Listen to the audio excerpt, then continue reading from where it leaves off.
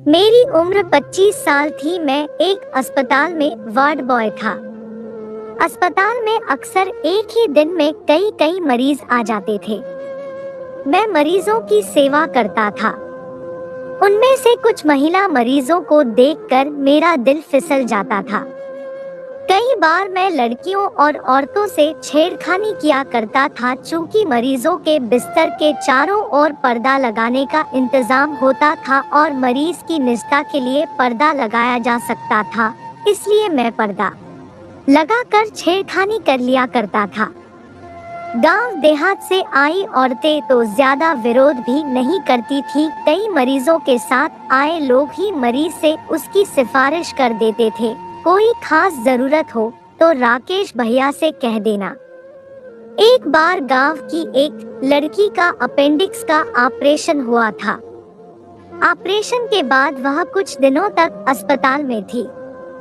वैसे तो ward girl ही औरतों के पास जाती थी, पर सफाई वगैरह के नाम से मैं भी चला जाता था। मैं पर्दा गिराने के बाद उस लड़की के साथ जमकर छेड़खानी करता था।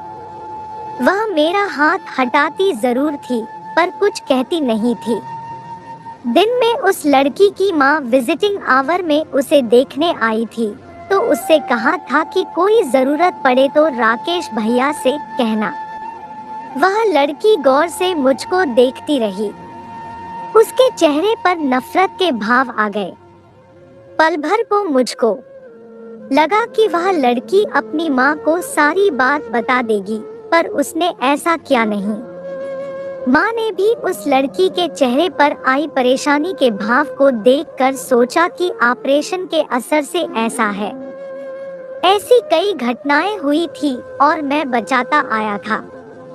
इससे मेरी हिम्मत बढ़ती जा रही थी। मुझे उकसाने के लिए एक सफाई मुलाजिम राजू था। वह खुद तो ऐसा कुछ नहीं करता था, लेकिन मुझे जरूर भड़काता था। पर आखिर एक दिन पाप का घड़ा भरना ही था। मेरी हवस के चलते मेरा टाइम धीरे धीरे खत्म हो रहा था। ये बात मैं पहले समझ जाता तो शायद आज ये नहीं होता। एक दिन एक मरीज औरत को देखकर मेरा दिल बड़े जोर से मचला। वह तकरीबन 30 से 32 साल की रही होगी, पर फिर भी जवान लगती थी। उसके पेट में दिक्कत होने के चलते उसे अस्पताल में भर्ती कराया गया था। उसका नाम नेहा था। नेहा सचमुच एक सपने की तरह ही थी। वह गजब की खूबसूरत थी। बीमार होने पर भी बड़ी आकर्षक लग रही थी। उसकी बड़ी बड़ी आंखों में भी गजब का नशा था। उसका गोरा रंग खिलते हुए गुलाब की तरह लग रहा था। जब बीमारी में वह इतनी सेक्सी लग रही थी, तो ठीक रहने पर कितनी आकर्षक लगती होगी। जब से नेहा आई थी, मेरे ज़हन में बस वही बसी थी। सेवा तो मैं सभी मरीजों की कर रहा था, पर बार बार उसके इर्द गिर्द घूमता रहता था। किसी न किसी बहाने से उससे बातें करने की कोशिश करता था। नेहा भी मुझसे बातें कर लेती थी। आग में घी डालने का काम किया राजू ने। बेड नंबर 201 की पेशेंट को देखा। भाई, एक बार मिल जाए तो जन्नत का सुख मिल जाए, राजू ने फुसफुसा कर कहा। तो जा ले ले जन्नत का सुख, मना किसने किया है? मैंने उसे घुड़का कहा, भाई मैं तो सफाई करने वाला हूँ। सफाई करना ही मेरा काम है। आप तो बहुत कुछ कर सकते हो, आप ही मजे लो, राजू ने मुझको चढ़ाया। उस वार्ड में किसी तीमारदार को रहने की इजाजत नहीं थी। अस्पताल के स्टाफ के अलावा दूसरा कोई वहां नहीं रह सकता था। रात के 10 बज रहे होंगे। मैं नेहा के बेड के पास खड़ा उसे ताड़ रहा था। आसपास के सभी मरीज सो रहे थे। नर्सिंग स्टाफ भी ऊँघ रहा था। मैं नेहा के सपनों में खोया उसे सिर से पैर तक निहार रहा था। शांत पड़ी नेहा को देख मुझे लगा कि शायद वह सो रही है। तो लेने के लिए मैंने नेहा के पैर के पास चादर ठीक करने का नाटक किया। नेहा नहीं हिली। फिर मैं उसके ऊपरी हिस्से की ओर पहुंचा और चादर ठीक करने के बहाने उसके उभार को छू दिया। क्या हुआ भैया? अचानक कमजोर आवाज में नेहा ने पूछा। आवाज सुनकर मैं सकपका गया और बोला, कुछ नहीं। चादर ठीक कर रहा था और वहां से हट गया। सुबह होने पर ड्यूटी खत्म होने पर मैं घर चला गया। दिन भर मेरे ज़हन में नेहा ही आती रही।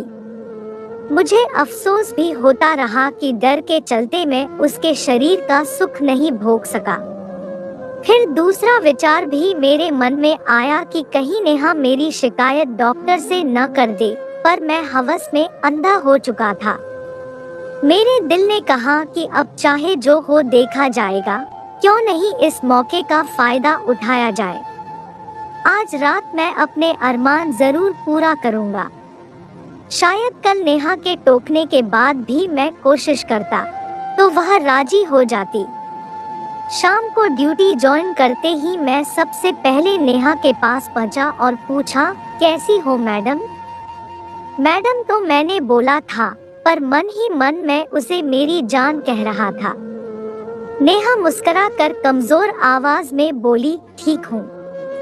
मैं वैसे तो अपना हर काम कर रहा था, पर मेरे ज़हन में बार बार यही ख्याल आ रहा था कि कब मैं अपना मंसूबा पूरा करूं। रात को जब सन्नाटा हो गया तो मैंने ज्यादा इंतजार करना उचित नहीं समझा। मैं नेहा के बेड के पास पहुंच गया और चारों ओर से पर्दा खींच दिया। नेहा आंखें बंद किए लेटी हुई थी। मैं अपना हाथ नेहा के सीने के पास ले गया। नेहा को जब अपने शरीर पर छुअन महसूस हुई तो उसने आंखें खोल दी। मैं तुरंत हट गया। नेहा को लगा कि मैं किसी काम से वहां आया हूँ। उसने फिर से अपनी आंखें बंद कर ली। मैं थोड़ी देर कुछ दूर खड़ा हो इंतजार करता रहा। जब मैंने देखा कि नेहा आंखें बंद किए लेटी पड़ी है, तो मैं धीरे धीरे उसके करीब गया। उसके चेहरे के पास मैं अपना चेहरा लाया। नेहा की सांसों को साफ महसूस कर रहा था। इस बार मैंने धीरे से अपना हाथ नेहा के सीने के ऊपर रखा। नेहा ने चौंक कर आंखें खोल दी। अभी तक वह समझ रही थी कि मैं किसी काम से उसके बेड के करीब आया था, पर मेरी हरकतों से साफ था कि मेरे इरादे कुछ और हैं। नेहा ने मेरा हाथ पकड़कर जोर से झटक दिया, पर मैं तो हवस में अंधा हो चुका था। मैं उसके हाथ पकड़ते हुए बोला, चुपचाप लेटी रहो। यहाँ कोई नहीं है जो तुम्हें बचाएगा। मजे लो और मुझे भी मजे लेने दो। इसके बाद मेरे हाथ नेहा के सारे शरीर पर फिरने लगे थे। मेरी हरकत भी काफी बढ़ गई थी। ऐसा लग रहा था कि मैं किसी भी हालत में अपनी मंशा पूरी किए बिना नहीं मानूंगा। नेहा ने पूरी ताकत से मुझको परे धकेल दिया। फिर बिना किसी देरी के उसने इमरजेंसी बटन दबा दिया। सायरन की आवाज सुन वहां तैनात पुलिस पहुंच गई। क्या बात है? एक सिपाही ने नेहा से पूछा। यह मेरे साथ गंदी हरकत कर रहा था, नेहा ने मेरी ओर इशारा करके कहा। इस बीच मैं वहां से भागने की कोशिश करने लगा, पर सिपाही ने मुझे दबोच लिया। इसके बाद न सिर्फ मैं पुलिस की गिरफ्त में था, बल्कि अब मुझे उसकी सजा भी मिलने वाली थी। पुलिस मुझको लेकर आई और मुझे जेल में बंद कर दिया। मेरी आंखों के सामने अंधेरा छा गया। हवस में अंधा होकर मैंने जो गलत कदम उठाया था, उसका ही यह नतीजा है। मेरी आंखों से आंसू छलक पड़े, पर अब हो भी क्या सकता था।